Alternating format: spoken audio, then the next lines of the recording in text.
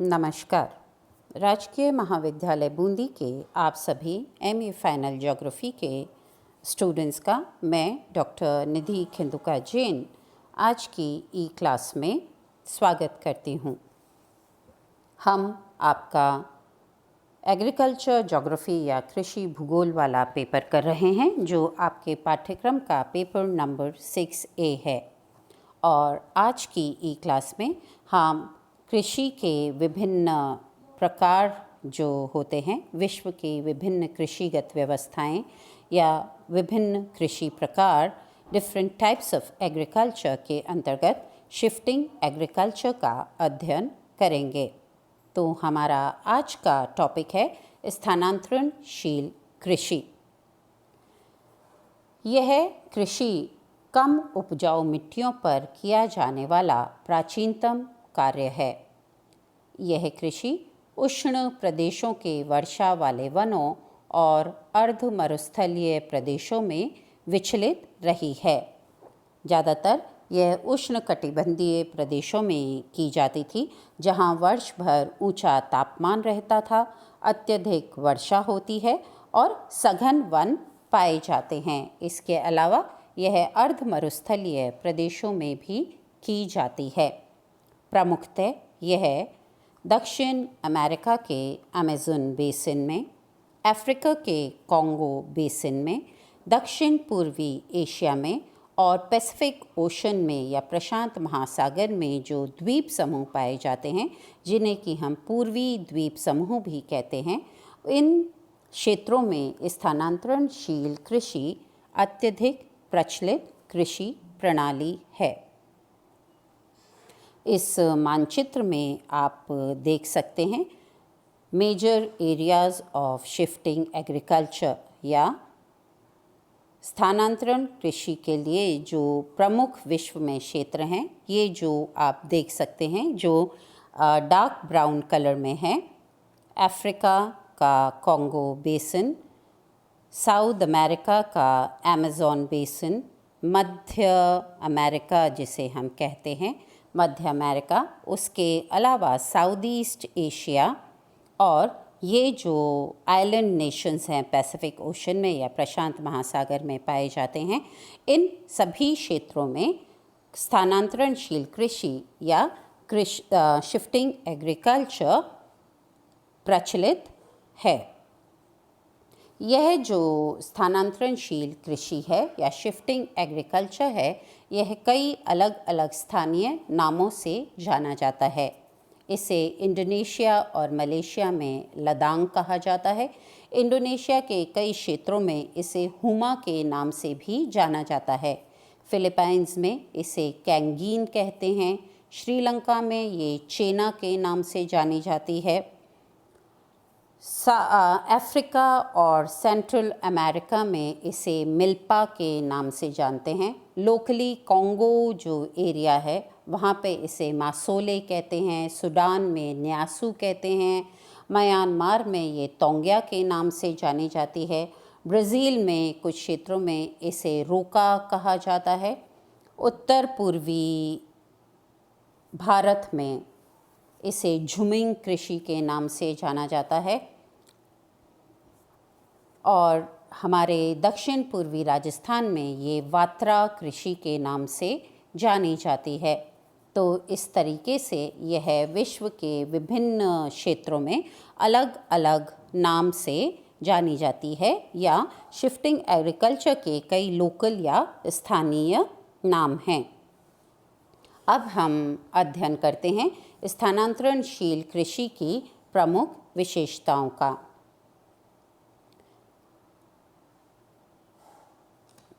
इस कृषि में जंगलों को जलाकर कृषि के लिए भूमि प्राप्त की जाती है। इसे इसीलिए स्लैश एंड बर्न एग्रीकल्चर भी कहा जाता है या बश फैलो एग्रीकल्चर के नाम से भी इसे जाना जाता है। कृषि के अंतर्गत एक खेत की जब उर्वरता समाप्त हो जाती है, तब उस खेत को छोड़ दिया जाता है और दूसरी जगह जंगल को जलाकर भूमि प्राप्त कर ली जाती है और नया खेत बना लिया जाता है। तो इस प्रकार से स्थानांतरणशील कृषि में खेत बदलते रहते हैं। जंगलों को जो जलाया जाता है वह आग से जलाकर साफ़ किया जाता है। जो नया खेत जो क्रिएट किया जाता है, पुराने खेत की उर्वरता समाप्त होने पर जो नया खेत क्रिएट किया जाता है वह जनरली जंगलों से को आग से जलाकर साफ़ किया जाता है। और जब जो वनस्पति वहाँ की प्राकृतिक वनस्पति होती है वह जल जाती है तो उसकी राख को उस क्षेत्र में कृषि के लिए उर्वरक के कार्य में उपयोग किया जाता है। मतलब उस राख को वहीं फैले रहने दिया जाता है, उसी खेत में राख को समेटा नहीं जाता, उसी खेत में राख रह जाती है।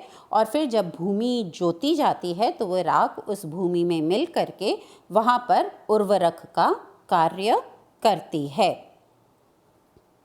स्थानांतरणशील कृषि में इस तरीके से खेत बदलते रहते हैं, इसीलिए इसे शिफ्टिंग एग्रीकल्चर या स्थानांतरणशील कृषि कहा जाता है।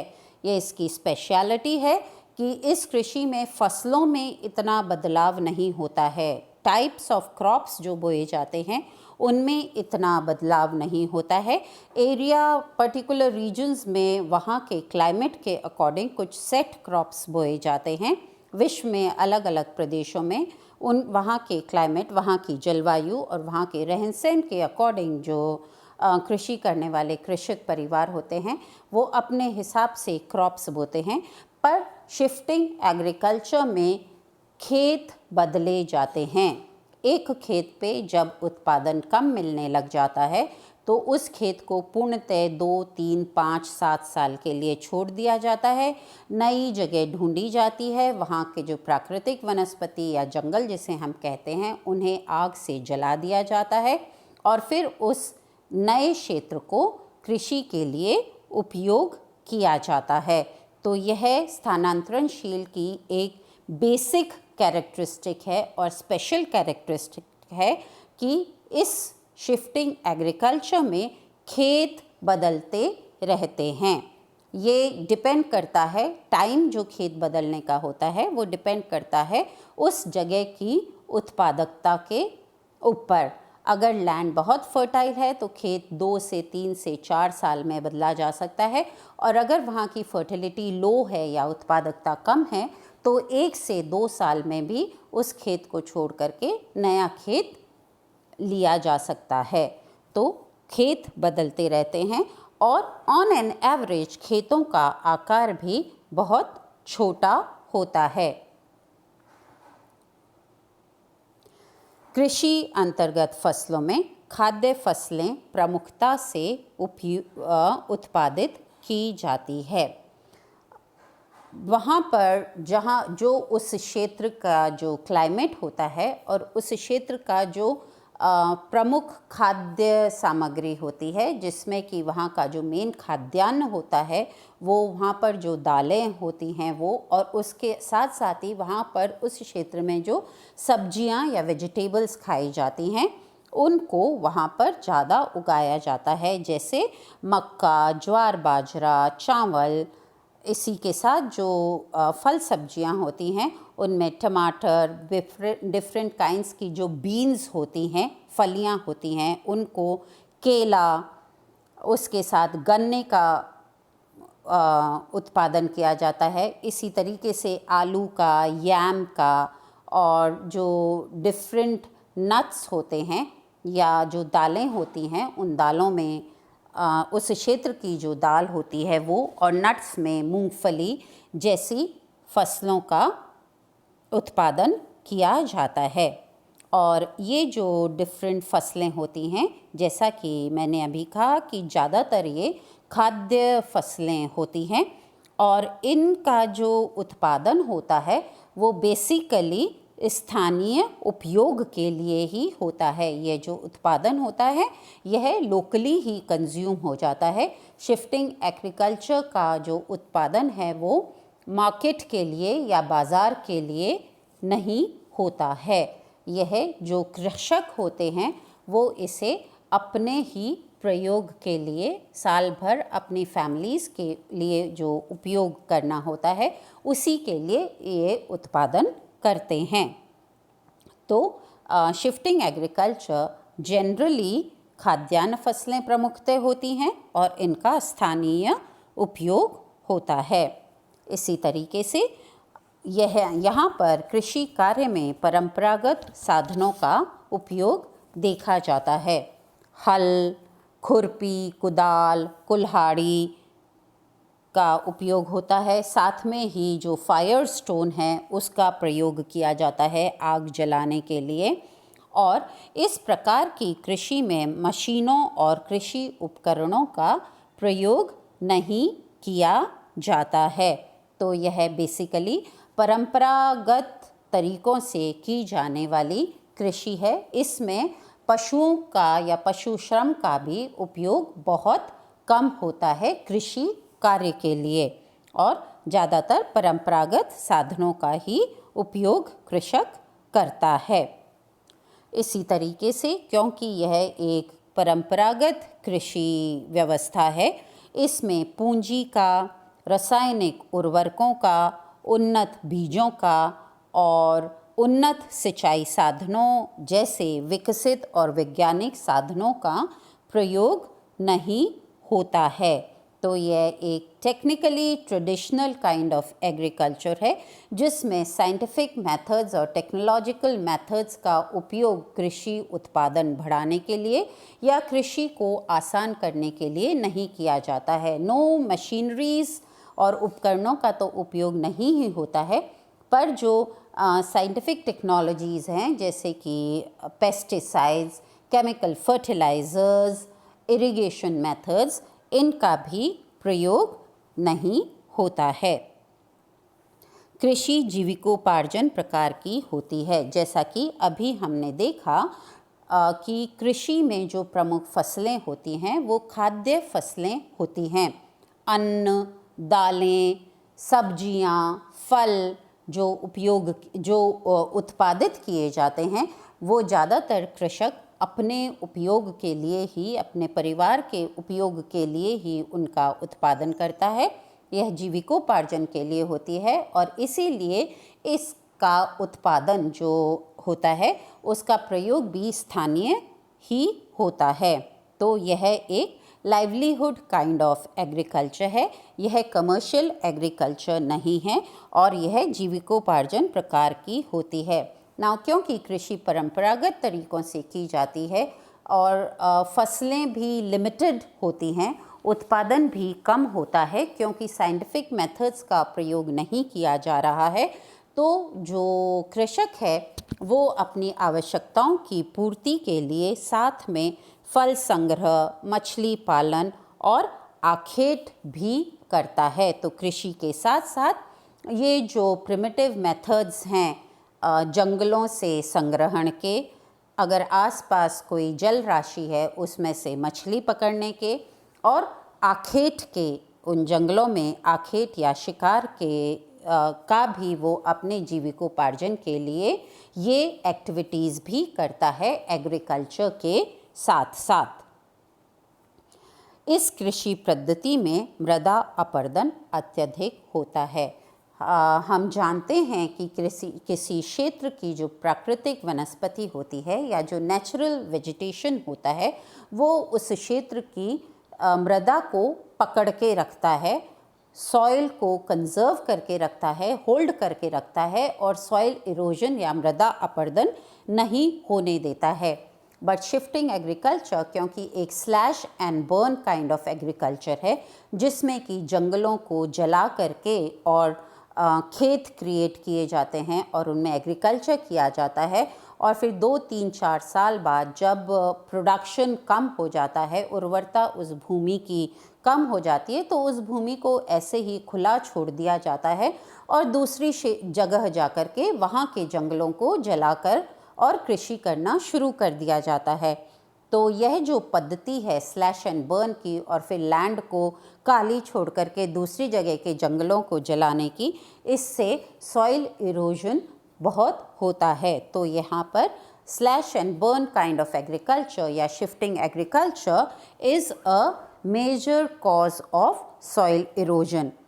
और क्योंकि हम मृदा की उर्वरता को मेंटेन करने का ध्यान नहीं देते, हाँ, इसमें फर्टिलाइज़र्स का प्रयोग नहीं किया जाता, इरिगेशन का प्रयोग नहीं किया जाता, तो मृदा की उर्वरता भी निम्न हो जाती है। तो नॉट ओनली सॉइल इरोजन होता है, बट साथ में ही जो लैंड की क्वालिटी है, लैंड की जो फर्टिलिटी है, वो भी कम होती है और ये लैंड डिग्रेडेशन का एक कॉज बनती हैं। कृषि उत्पादकता बहुत कम होती है। अब अगर हम सॉइल इरोजन का ध्यान नहीं रख रहे हैं, उस सॉइल को कंजर्व नहीं कर रहे हैं, वहाँ पर सॉइल इरोजन हो रहा है, हम आर्टिफिशियल फर्टिलाइज़र्स का उपयोग नहीं कर रहे हैं, हम साइंटिफिक मेथड्स के द्वारा कृषि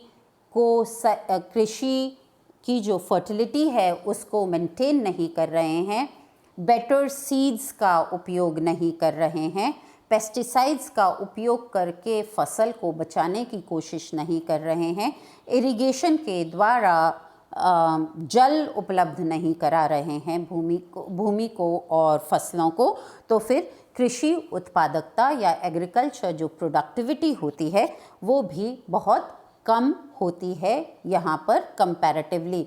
तो शिफ्टिंग एग्रीकल्चर में कृषि उत्पादकता ऑन एन एवरेज कम होती है। Agriculture productivity per hectare of land भी एंड पर पर्सन भी, दोनों तरीके से, हम भूमि के तरीके से देखें तो भी कृषि उत्पादकता कम होती है और श्रम से भी अगर हम देखें तो पर पर्सन भी कृषि उत्पादकता कम होती है। और जैसा कि अभी हमने देखा कि यह एक परंपरागत तरीका है जिसमें कि मशीन्स का और एग्रीकल्चर उपकरणों का उपयोग नहीं किया जाता है, तो यह एक अत्यधिक श्रम साध्य कृषि पद्धति है जिसमें श्रम का अत्यधिक उपयोग होता है। इसी तरीके से यह एक प्रिमिटिव फॉर्म ऑफ एग्रीकल्चर है जिसमें साइंटिफिक मेथड्स का, टेक्नोलॉजीज़ का, इरिगेशन का उपयोग नहीं करते हैं। कृषि कार्य मौसम और वर्षा पर निर्भर करता है। अगर वर्षा अच्छी हो जाए, वर्षा समय पर हो जाए तो फसल भी अच्छी होगी। अगर वर्षा कम हो और समय पर नहीं हो तो कृषि उत्पादकता पर भी उसका प्रतिकूल प्रभाव पड़ेगा। और फसलों का जो समय होता है वह भी वर्षा और मौसम के अनुसार होता है। अगर वर्षा समय पर आ जाती है तो फसलों का उत्पादन समय पर हो जाता है, जैसे कि हमारे भारत में होता है। मॉनसून्स के आने के ऊपर कई क्षेत्रों में कृषि की बुआई का इम्पैक्ट पड़ता है। तो ऐसे ही शिफ्टिंग एग्रीकल्चर में भी वर्षा डिसाइड करती है और वहाँ का मौसम डिसाइड करता है कि फसल को कब बोई जाएगी, कितनी बोई जाएगी।